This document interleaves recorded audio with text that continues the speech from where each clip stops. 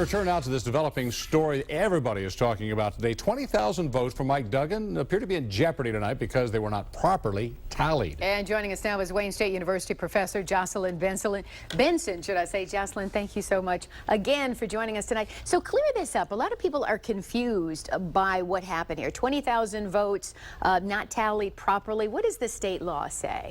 Well, there's a policy that says when you're counting write-in votes, you should count them with hashtags to make sure that we can verify the final numbers by looking back at the hashtags. So somebody just puts a little slash, slash, slash, slash, and then yes. 5. So it appears, and we're still getting all the details, but it appears that one policy wasn't followed for a number of ballots.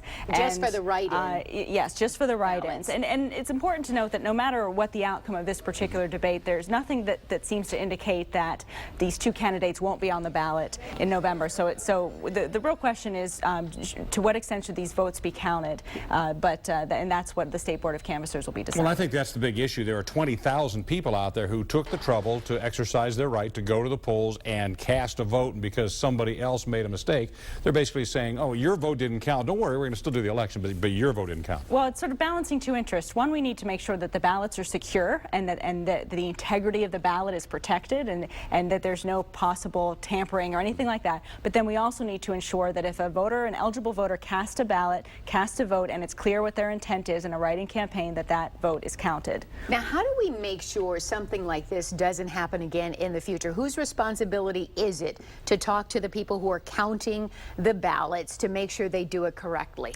Well, it's the #1 responsibility of the Secretary of State to make sure that those counting the ballots at the local level know the rules and know the law. And then after that, it's up to the local clerks at the county and local level and the Board of Canvassers and, frankly, any candidates in this position to meet and all be on the same page so that there aren't these types of discrepancies that could confuse the process. Now, does the State Board of Canvassers, who now apparently is the ultimate authority in what's going to happen here, do they have the authority just to say, hey, listen, we have the ballots, let's just count them again? Or do they have the power to say, okay, you didn't use the little hash marks, but we know what you meant? Potentially, because in the current regulations that were issued by the state, it is relatively clear that hashtags are supposed to be used to count the ballots.